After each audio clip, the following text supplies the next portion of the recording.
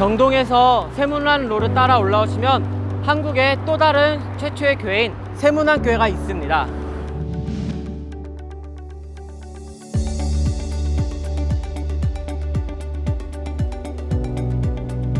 홀트! 세문안교회는 우리나라 최초의 장로교회입니다. 이는 장로교 언더우드 선교사님이 1887년 정동의 한옥 사랑방에서 예배를 드리면서 시작되었는데요. 1895년 신문로로 그리고 1910년 지금의 위치로 이전했습니다. 아쉽게도 1972년 건축과 함께 예전의 모습은 더 이상 볼 수 없게 되었지만 이렇게 멋진 건물과 안쪽에 훌륭한 역사관이 함께하고 있습니다. 그리고 그때 당시 언더우드 선교사님이 예배했던 정동의 그 자리에는 지금의 예언학교가 자리하고 있습니다. 이곳은 세문안교회 역사관입니다. 이 안쪽으로 들어가 보시면 한국교회의 초기 역사와 언더우드 선교사님의 선교사역의 역사가 고스란히 담겨져 있습니다. 언더우드 선교사님은 1859년 7월 19일에 영국 런던에서 태어났습니다. 그리고 13살이 되던 해에 미국으로 이주했습니다. 1881년 뉴욕 대학교를 졸업하여 문학사 학위를 받고 그해 가을 유브런직시에 있는 네덜란드 개혁 신학교에 입학해서 1884년까지 공부했습니다. 1884년 11월 장로교 목사가 되었고 당시 영미권의 선교사들이 주로 파견되던 인도 제국에 건너가 목회 활동을 하기 위해 1년간 힌디어와 의학을 공부했습니다. 하지만 조선이라는 동아시아의 생소한 국가에 파견할 선교사 한 명을 찾지 못한다는 소문을 듣고 조선에서의 선교 활동을 결심합니다. 당시 언더우드가 약혼녀와 조선에 함께 가는 문제를 두고 나눴다는 대화가 전해집니다. 그곳에서는 무얼 먹고 살고 있나요? 모르겠소. 병원은 있나요? 모르겠소. 그럼 당신은 조선에 대해 아는 게 뭔가요? 내가 아는 것은 오로지 그곳에 주님을 모르는 천만의 민중이 살고 있다는 것 그뿐이요. 하지만 약혼녀는 이에 동의하지 못했고 결국 언더우드는 파원 통보를 받고 나서 홀로 조선으로 향하게 됩니다. 홀트!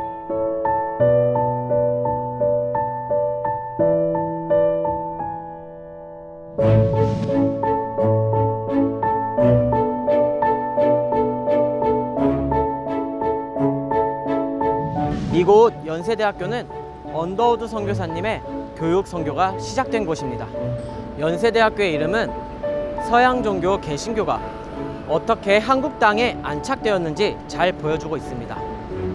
연세의 연은 언더우드 선교사님이 고아원으로 시작해 1923년에 토대를 잡은 연희 전문 학교의 연자를 의미합니다.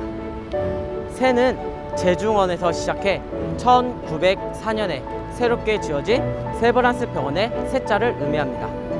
기독교 정신을 토대로 의료와 교육 이 두 기관이 1957년에 합쳐져 지금의 연세대학교가 되었습니다. 연세대학교가 있기까지 이 연세대를 위해서 중요하게 기여하신 세 분이 계십니다. 미국 국장로회의 언더우드 선교사님은 이 한국 선교의 기초와 틀을 쌓으신 분이십니다.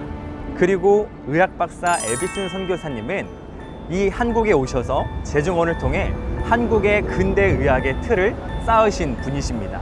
그리고 또 한 분, 타자기 사업으로 재벌이 된 존 언더우드는 후원을 통해 이 연세대학교 부지를 구입하게 되었습니다. 이 세 분을 통해 연세대학교가 처음으로 시작되었습니다. 언더우드 선교사님은 1885년 4월 5일 부활주일에 한국에 들어오셨습니다. 입국하시자마자 한국 최초의 고아원인 언더우드 학당을 설립하셨습니다.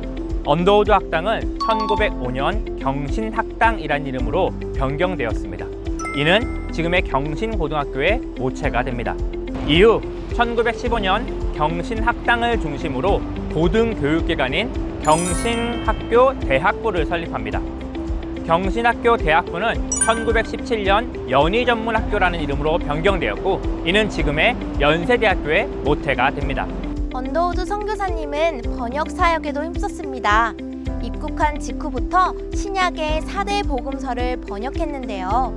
그가 머문 30년 동안 한국어 자료를 모아 한불사전, 한영사전, 한영문법을 편찬합니다. 언더우드 선교사님은 번역과 교육 선교, 그리고 교회와 학교 설립을 통해 한국 선교의 기틀을 만들어 놓습니다. 또한 미국과 캐나다 등을 순회하며 수많은 선교사가 한국에 들어올 수 있도록 선교사 동원 작업을 진행합니다. 하지만 사역에 매진하면서 그는 건강을 돌보지 못했습니다. 일제강점기 시절 조선의 모든 교육자는 일본어를 유창하게 할 수 있어야 한다는 교육 시행령이 내려오면서 일본어 공부까지 겹쳐 과로로 건강이 급격히 악화됩니다. 이에 따라 1916년 4월에 미국으로 건너가 치료를 받으며 요양을 했으나 결국 그해 10월 16일 57세의 나이로 생을 마감합니다. 이후 그의 시신은 한국으로 옮겨져 양화진 외국인 선교사 묘지에 안장됩니다.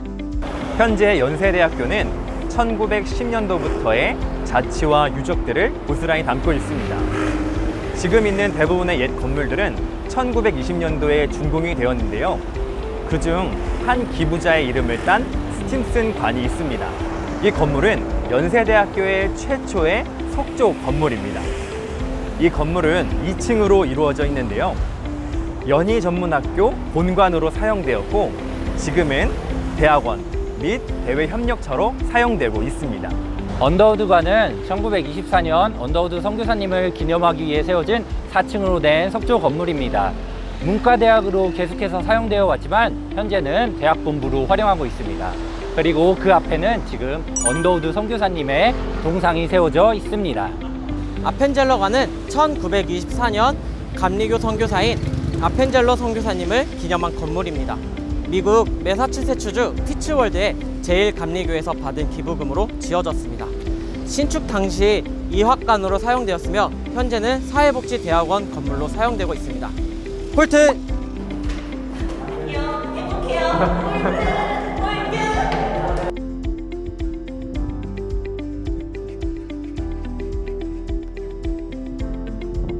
연세대학교 과학관을 지나 삼성관 뒤편으로 걸어 들어오시면 언더우드 선교사님의 생가를 기념하여 만든 언더우드가 기념관을 만나보실 수 있습니다.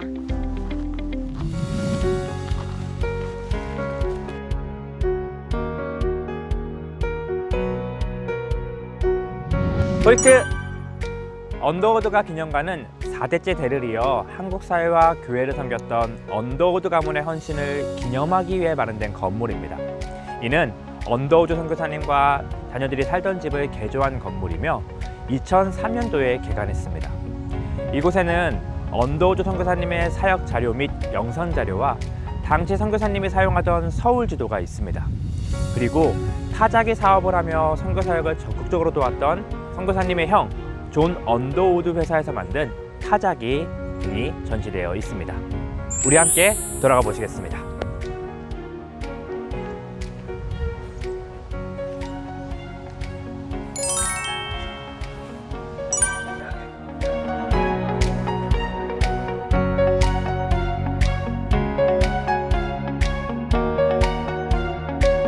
근데 이거 봐요. 진짜 말하는 대로 우리는 학생들이 세계로 나아갈 수 있는 능력을 길러주기 위해 동서양의 교육기관에서 개발된 최고의 코스를 설치할 것입니다.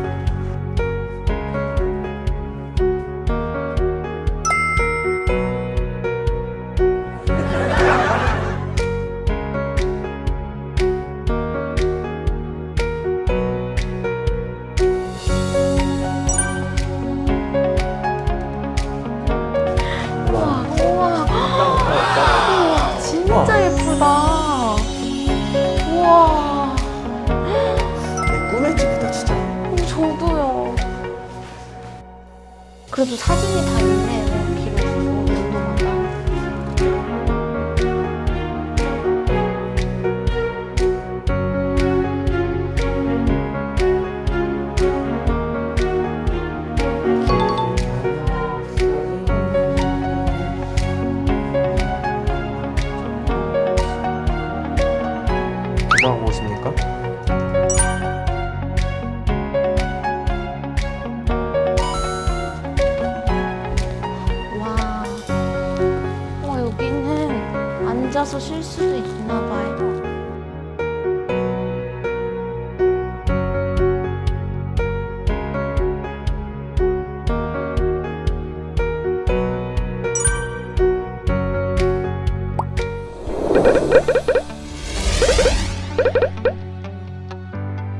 한국 여성교육의 어머니라고 불리는 메리 스크랜턴은 유아학당은 1935년 고등과정으로 거듭나서 여성교육에 힘썼던 또 한 명의 선교사님이 계십니다.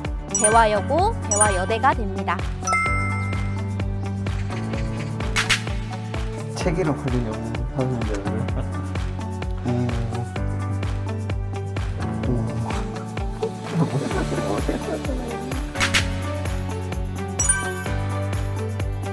이걸로 그거 하면 재밌겠다.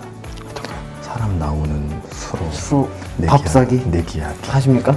운전하기. 오, 오케이. 많이 적의. 선생님이 정해요.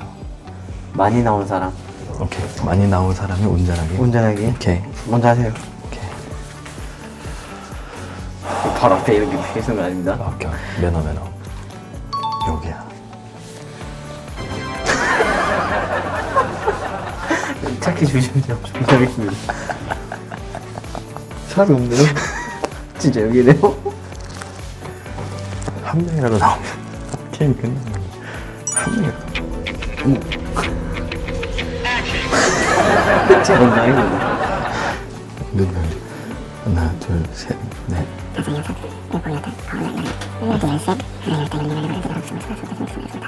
제가 운전할게요. 25.